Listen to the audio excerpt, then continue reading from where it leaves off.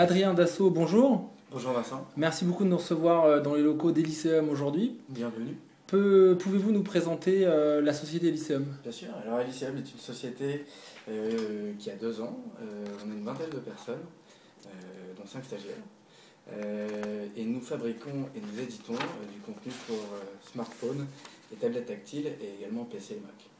Donc on fait finalement des applications et du software. Et donc sur une activité de développement de jeux principalement et récemment le lancement d'une offre en B2B pour des clients tiers. Tout à fait. On fait aussi bien des applications. Alors, on fait des jeux, mais on fait des applications au sens large, c'est-à-dire qu'on fait aussi bien du jeu que des applications utilitaires telles que Fakers, qui n'est pas un jeu, il n'y a pas de scoring, c'est ludique, mais voilà, ce n'est pas un jeu. Et on fait aussi bien des applications donc B2B, on fait des applications en marque blanche pour des marques, des sociétés ou des produits qui en ont besoin. D'accord. Pour le coup, effectivement, il y a beaucoup de studios de jeux qui ont lancé une offre de ce type-là. On peut citer Addictiz, Redwin, Bulkypix. En quoi est-ce que c'est complémentaire pour vous d'abord? Et il y a une vraie valeur ajoutée pour vos clients de faire appel à des sociétés spécialisées telles que les vôtres. En quoi ça apporte quelque chose à votre offre, cette expérience double B2C et B2B? Alors, à notre offre, dans une première partie, alors c'est vrai que c'est très intéressant parce que pour nous, ça ouvre le champ des possibles. Ça permet à nos développeurs, à nos graphistes et à nos game designers de travailler sur des projets complètement différents par rapport à une boîte de jeux standard.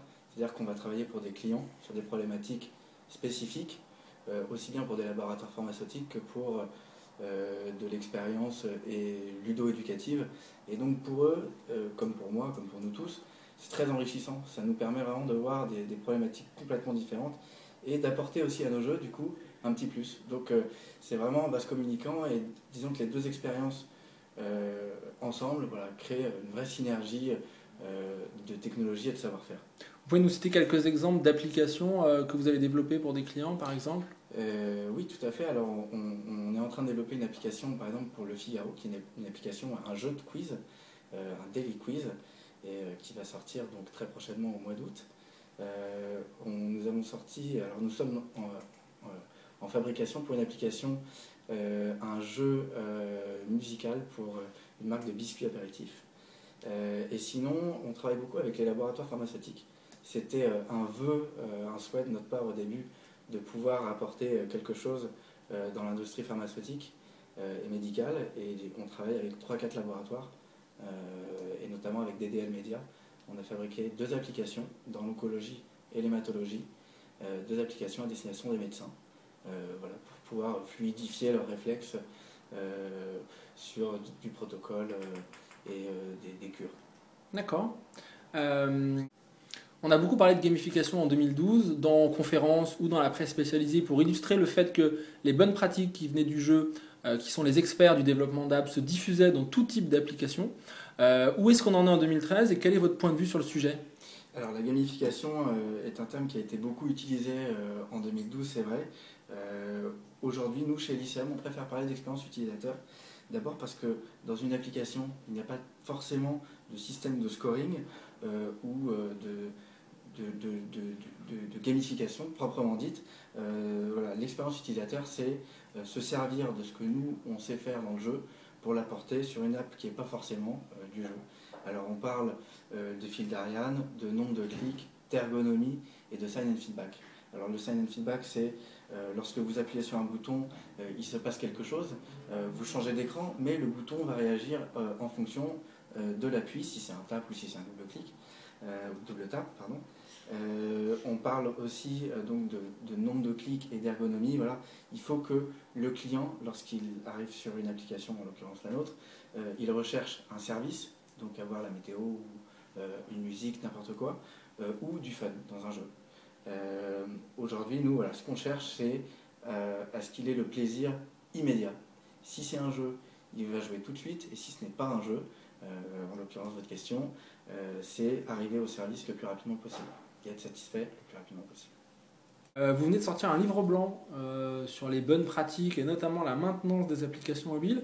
Quelles étaient les raisons de cette initiative et de ce lancement et de ce partage au final de bonnes pratiques qui étaient issues de vos expériences passées?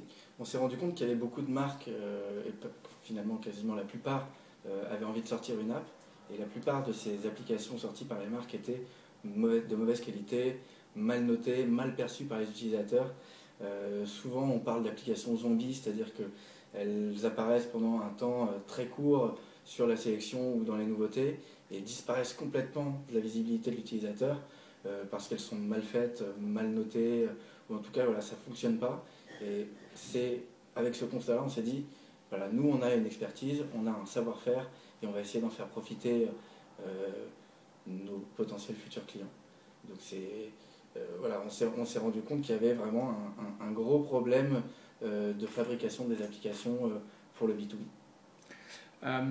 Est-ce que vous avez développé des outils propriétaires, en l'occurrence là pour la maintenance des apps ou pour le monitoring, en plus de vos prestations de conseil et de développement?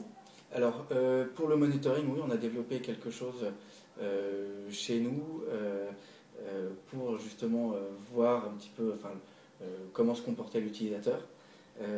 Et sinon, pour le B2B, on a développé un système de back-office intelligent et très intuitif pour que les marques ne viennent pas nous voir tous les mois et mois et demi pour avoir à faire des updates. Voilà. On livre une application clé en main, facile d'utilisation, où le client pourra updater de manière très très simple le contenu de son application. Adrien Dassault, merci beaucoup. On souhaite une très belle continuation à Elyséum. À très bientôt. Merci Vincent, à très bientôt.